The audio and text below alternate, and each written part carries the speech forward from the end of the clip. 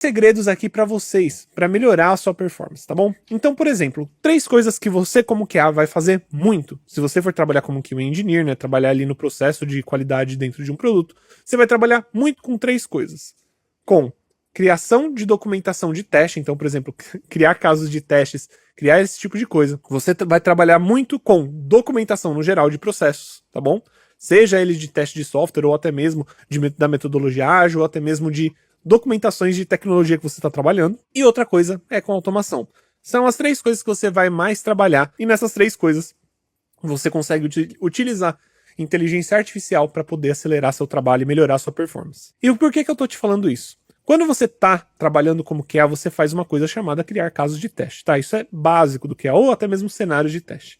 Quando você faz isso, você está literalmente criando um passo a passo de como testar aquele sistema, ou seja, quais são os passos para testar aquele sistema. Se eu quiser testar uma tela de login, por exemplo, eu vou falar assim, teste de login com sucesso, e vou botar os passos que você tem que fazer para fazer o login. Então, colocar o nome do usuário, colocar a senha do usuário e apertar Enter para poder logar e estar logado. Isso é um caso de teste, tá bom? Basicamente. E galera, quando você tem o ChatGPT ou qualquer tipo de inteligência artificial, o Gemini, né? Agora também tem da Apple.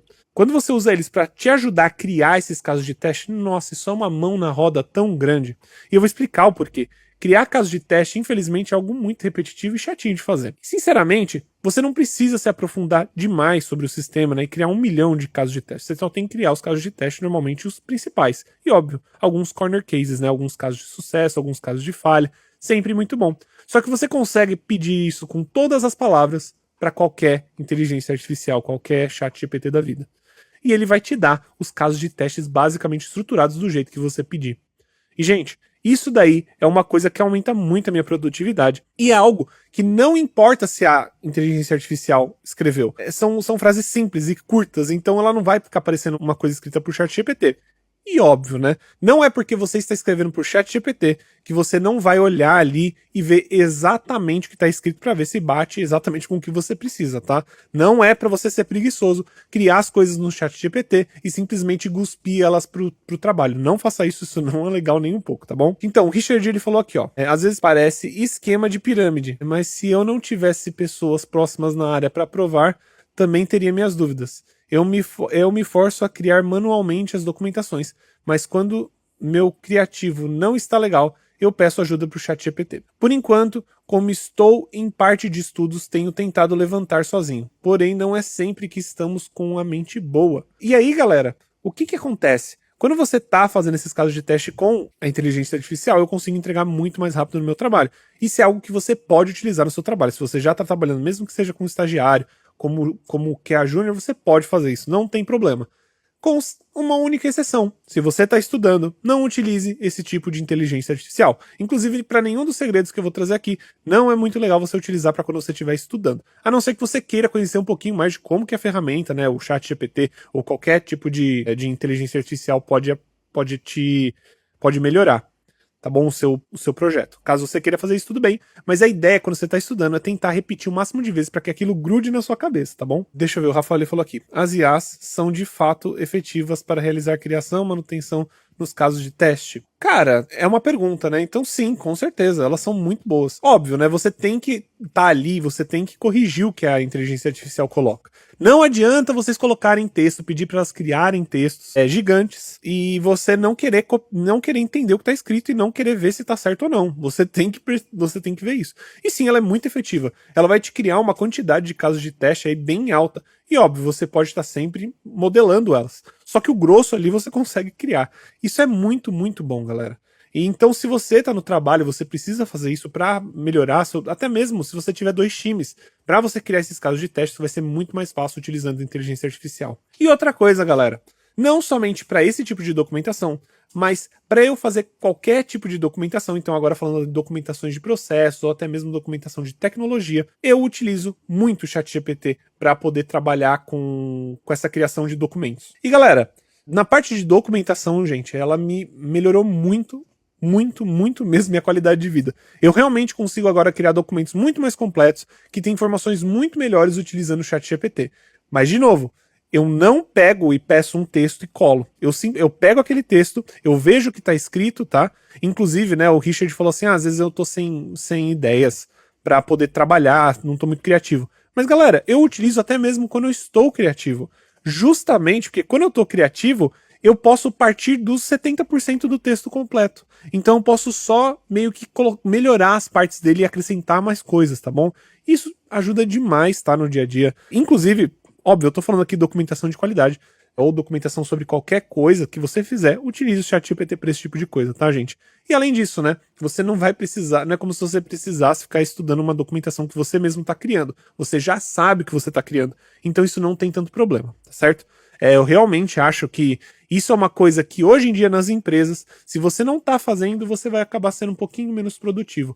E também, se você tá vendo aí que você não tá fazendo, você já tá entregando bastante, você vai conseguir entregar ainda mais caso você esteja utilizando essas ferramentas, esses segredinhos aí que eu tô falando. E por que eu falo que é segredo, né? Porque as pessoas meio que não gostam de falar que elas usam o ChatGPT no dia a dia para poder trabalhar com desenvolvimento ou até mesmo a criação de uma documentação. Mas, gente, isso nada mais é do que tentar cortar um caminho de uma coisa que é super repetitiva e chata, que ninguém gosta de fazer, que é a documentação. Então, se a gente. Sinceramente, o ChatGPT foi basicamente criado para isso, para criar documentos de texto, criar documentações que fazem muito sentido. E ele faz isso muito bem. Eu posso dizer aí que se você souber utilizar bem o ChatGPT e colocar os seus toques dentro dele, ninguém vai falar aí que você está utilizando inteligência artificial para escrever documento. E mesmo que esteja, caso o documento esteja bem descrito e bem feito, não tem problema nenhum. O Beto falou aqui, trabalho com Selenium, ao fazer BDDs usamos o GitHub Copilot, mas faço alterações necessárias na escrita. Perfeito, cara, perfeito, Beto. É exatamente isso. E eu vou falar agora a terceira forma que eu utilizo inteligência artificial no meu dia, que é quando eu estou trabalhando com desenvolvimento, seja de automação, seja de qualquer outro tipo de coisa.